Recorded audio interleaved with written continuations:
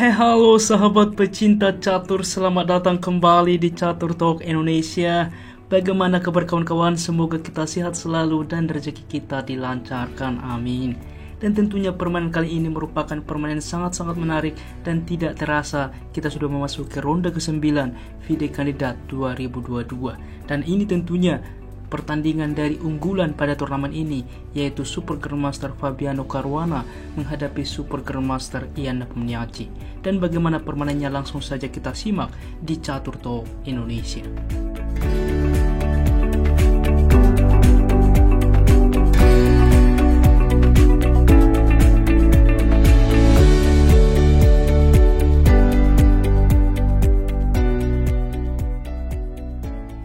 Baiklah teman-teman, di sini Fabiano Caruana memulangkah dengan pion ke-4, dibalas E5, kuda ke F3, kuda ke F6.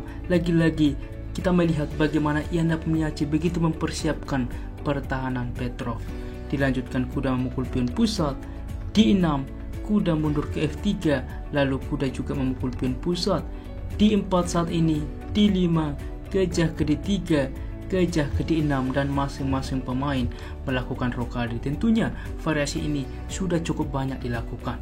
Pion ke C4 saat ini, maka C6, benteng ke E1, dan gajah ke F5 mensupport sehingga membawa juga menteri ke B3. Selain juga menambah tekanan terhadap pion pusat, di sini juga menambah tekanan terhadap pion B7. Menteri ke D7 tentunya mensupport pion, dan apa yang harus dilakukan teman-teman? Kuda ke H4 mengancam gajah, dan ini opsi terbaik. Apabila secara logika kita berpikir, mengapa bang tidak dicoba memukul pion ini? Karena dengan harapan unggul pion ke depan. Masalahnya ini blunder teman-teman, karena ada langkah gajah memukul pion lemah H2 skak, maka apapun dibuat merespon, menteri akan hilang teman-teman. Oke, untuk itulah di dalam posisi kita kembali, maka dipilih kuda ke H4 sehingga gajah juga mundur ke E6, menteri ke C2, dan kuda ke A6 saat ini, dimana juga ke depan bermanuver mengancam menteri, mengancam gajah. Untuk itulah pion ke A3 mencegah hal tersebut terjadi. Dilanjutkan F5 menambah support terhadap kuda. Pion C memukul pion D saat ini, dan pion C menerima, dan ini adalah opsi terbaik teman-teman. Selain juga mensupport kuda ke depan, di sini juga membuka file C. Dibahas juga secara live, saya akan coba menunjukkan kepada Anda mengapa tidak gajah menerima. Jika hal ini terjadi, maka kuda dapat ke C3. Dengan ide pertukaran tentunya pion memukul kembali, dan kita lihat di sini pion cukup banyak terancam sehingga langkah pancingan G6. Dengan G6 tentunya maka membuat petak gelap ini bagi hitam cukup lemah ke depan yang akan dimanfaatkan oleh putih. Walaupun terlihat masih sebanding secara materi teman-teman, tetapi secara posisi kita lihat sangat signifikan jauh. Untuk itulah di dalam posisi ini dilanjutkan dengan pion C memukul pion D, maka kuda ke C3 saat ini, maka benteng ke C8 langsung juga mengepin kuda, F3 mengusir kuda. Sebelum menyelamatkan kuda, gajah ke E7 kembali mengancam kuda, dan G3 juga melindungi kuda. Karena sebelumnya teman-teman, apabila langsung dicoba pion memukul kuda misalkan, maka ini ada balasan dengan gajah memukul kuda, tempo mengancam benteng. Pion menutup, di sini pion memukul pion mengancam gajah, gajah memukul kuda, di sini pion memukul gajah. Walaupun terlihat mengorbankan gajah, tetapi dengan gajah ke H3 kita lihat teman-teman, di sini file F sudah dibatasi, menteri akan aktif ke depan, dan signifikan pun bahwa hitam lebih baik. Sangat-sangat luar biasa. Untuk itulah kita kembali. Sehingga di dalam posisi ini dipilih pion ke G3 mensupport kuda, maka kuda ke D6 saat ini. Bagaimana putih melanjutkan permainan? Di sini Fabiano Caruana langsung juga melakukan simplifikasi menawarkan pertukaran menteri ke A4. Tetapi sebelumnya teman-teman cukup menarik juga bahwa salah satu variasi menteri ke E2 salah satu opsi terbaik. Selain memberikan tekanan terhadap kuda, juga memberikan tekanan terhadap gajah. Sehingga kuda ke C7 tentunya, maka ada langkah pemanfaatan unggulnya pion ke depan. Kuda memukul pion pusat teman-teman. Tentunya kuda memukul kuda, membawa menteri memukul gajah skak, pertukaran. Dan kita lihat dengan satu unggulnya pion ke depan, cukup sedikit lebih baik bagi putih. Namun tentunya langkah simplifikasi juga, Karena apa? Di sini juga tentunya karena saling mengungguli dan juga pimpinan klasemen, mereka tentunya bermain sangat hati-hati. Menteri ke-4 saat ini dan gajah ke-F6 teman-teman juga mengancam pion ke depan, maka pertukaran menteri terjadi. Di sini memukul pion juga tempo skak terlebih dahulu salah satu opsi, tetapi terlebih dahulu menteri diterima, kuda memukul pion pusat, maka gajah juga langsung memukul pion pusat skak.